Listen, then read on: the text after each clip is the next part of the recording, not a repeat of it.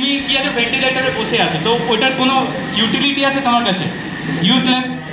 তো সবচেয়ে ইম্পর্টেন্ট হচ্ছে হেলথ, তোমার ফিজিক্যাল ফিটনেস, হেলথ, এটা হচ্ছে সবচেয়ে বড় সম্পত্তি একটা মানুষের কাছে। সেকেন্ড হচ্ছে নলেজ।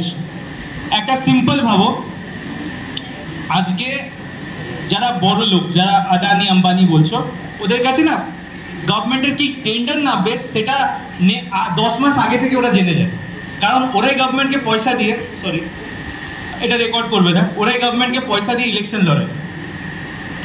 ওকে, এবার ওই টেন্ডারের প্রিপারেশন ও 10 মাস আগে থেকে নেওয়া শুরু করে। আর আমরা কখন জানতে পারি? যখন টেন্ডার দেয়, অনলাইনে আরপিএফ ছাড়ে, তখন জানতে পারি। তো আমি ওই কদিনের প্রিপারেশনে কি করে নেবো? ওরাই পাবে টেন্ডার। তাহলে নলেজই মানি, ঠিক আছে?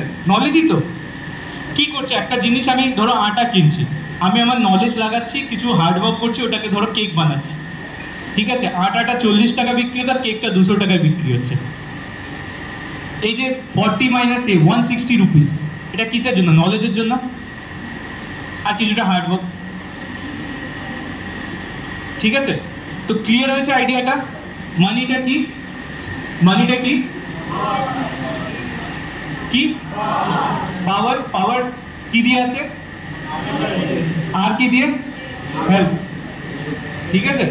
হেলথ থেকে আসে, নলেজ থেকে। তুমি যদি ফিজিক্যালি ফিট নয়, তুমি পৃথিবীর সবকিছু জেনে যাও, তুমি ভগবানও হয়ে যাও, কিছু করতে পারবে না, বিকজ তুমি ভেন্টিলেটরে পড়ে আছো। ওকে, ঠিক আছে, এতটাই আমি জানতাম। এবারে কিছু যদি টিক্স হয় বা কিছু যদি তোমাদের কোশ্চেন থাকে তোমরা জিজ্ঞাসা করতে পারো। আর কিছু বলার আছে কি, মানে হ্যাঁ?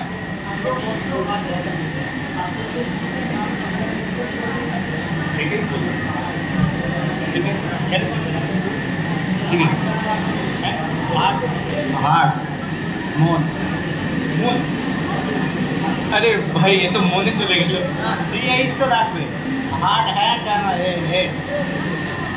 আমি ওটা যাচ্ছি না, আমি মানিটা কিভাবে আসতে পারে আমি সেটা দেখি, যে তোমার মানি কিভাবে আসবে। তোমাকে কম্পাউন্ডিং করতে হবে, তোমার নলেজ বাড়াতে হবে, তোমার ফিটনেসকে ঠিক রাখতে হবে। That's way you can earn, that's it. বাকি তুমি টাকা দিয়ে কিনে নিতে পারবে, অনেক কিছু কিনতে পারে না, মন বলতে। ঠিক আছে, তো এবারে আমি চলে আসছি সার্কুলার ইকোনমিতে। ওকে, হ্যাঁ, আমার নলেজ আছে মানি নেই, আমি সেক্ষেত্রে কি করবো? আমার মতো ট্রাই করো। পুজোর সময় 2500 টাকা পেয়েছিলাম, ওইটা দিয়ে কিছু ট্রাই করো। পুজোতে 500 টাকা তো জোগাড় হয়ে যাবে। হ্যাঁ, হয়ে যাবে, হয়ে যাবে ভাই। আমি বলছি কি করে করেছি 2500 টাকায়। আমাকে যখন আমার দিদি 2500 টাকা দিল পুজোর সময়, যে ওইটাকে নিয়ে কিছু কর, তুই গেঞ্জি কেন। আমি গেঞ্জি না কিনে আমরা কিনলাম হচ্ছে কেমিক্যাল করার জন্য, প্লেটিং করার জন্য কেমিক্যাল কিনে নিলাম। প্লেট করে না, প্লেটিং কেমিক্যাল কিনলাম। একটা নিজেই একটু জানতাম, পড়াশোনা করেছি, তো নিজে একটা ইলেকট্রোলাইজ করার যে মেশিন নিজেই বানিয়ে নিলাম। এই সব যা ছিল সব কিছু সেটেল করে, তো আমরা পুরোনো যে জুয়েলারি এনে প্রথমে প্লেটিং করা শুরু করলাম, ঠিক আছে? সেখানে আমরা ওই যা ছিল তা দিয়ে মোটামুটি 4-5 কিলো জুয়েলারি বানালাম। ওই 2500 টাকা দিয়ে আমরা 5000 টাকা ইনকাম করলাম। আবার সেই 5000 টাকা এলো আমার কাছে, মেশিনও এসে গেল, মানে একটা সেট আপও তৈরি হয়ে গেল সেই 2500 টাকা দিয়ে। সেই 5000 টাকা দিয়ে নেক্সট অর্ডার পেলাম 12000 টাকা। 5000 মাইনাস 12, 7000 টাকা। 7000 টাকা আরও এক্সেস এসে গেল। আবার এই 7000 টাকা ইউটিলাইজ করো, এমনি কম্পাউন্ডিং করতে করতে বাড়তে যাবে, ঠিক আছে? ক্লিয়ার?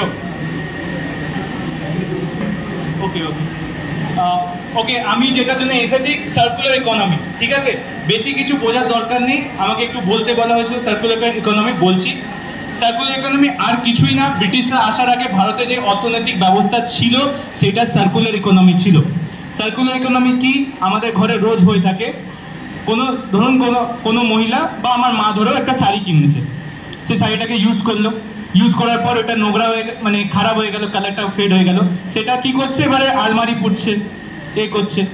তারপরে ওটা আরো খারাপ হয়ে গেল, তারপরে কি করছে? নিচে মোছা লাগাচ্ছে, নিচের ফ্লোরের মধ্যে পরিষ্কার করছে। ওকে, তারপরে ওটাও খারাপ হয়ে গেল। তারপর আমি একবার দেখেছিলাম কি ওটা দিয়ে মা সলতে বানিয়ে দিয়েছিল, সলতে বানিয়ে সে ওটা দিয়ে কালি দিয়ে আবার ভাইকে এখানে লাগাচ্ছিল মাথার মধ্যে। তো এতবার এই প্রসেসটা, এই যে প্রতিটা জিনিসকে রিইউজ করার যে ব্যাপারটা, সেটাকে বলা হয় সার্কুলার ইকোনমি। ঠিক আছে, এতে সুবিধা কি হয়, তোমার কাছে কম রিসোর্স থাকলেও তুমি সেই রিসোর্সটাকে কম্পাউন্ডিং করছো, বারবার ইউজ করছো, করে ওটার ইউটিলিটি বাড়িয়ে দিচ্ছ। 1 টাকার জিনিসকে তুমি 2 টাকা 3 টাকার বানিয়ে দিচ্ছ। ঠিক আছে, আর যখনই টাকার পরিমাণ বাড়বে কোনো ইকোনমিতে, তখনই এমপ্লয়াবিলিটি বাড়বে। ক্লিয়ার? ঠিক আছে, এক্সাম্পল ধরো এই ভাই কিছু একটা ফিনাইলের ব্যবসা করছে। ঠিক আছে, তো ফিনাইলের ব্যবসায় কি বড় বড় কন্টেনারে মাল আসছে। ঠিক আছে, ও মার্কেটে বিক্রি করলো, ওইটা বিক্রি হয়ে গেল। এবারে সেই কন্টেনার গুলোকে নিয়ে কেউ বিজনেস করছে, বুঝতে পারছি? সেই কন্টেনারকে কেউ নিয়ে আবার রিসাইকেল করছে, রিসাইকেল করে কিছু একটা বানাচ্ছে, সে আবার একটা বিজনেস করছে। এমনি করে কি একটা বিজনেসের উপর ডিপেন্ড করে আরো 3-4টা বিজনেস খুলে গেল। এইটাকে সার্কুলার ইকোনমি। ওকে, নেক্সট কি আছে? বলছে ঘুরি যাও চেঞ্জ করবে, চেঞ্জ করো।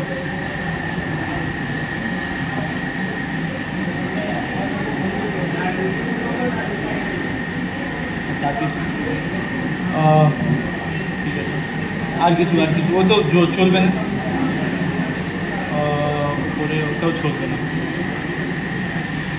না এগুলো দরকার নেই। Bus I think like enough, clear out.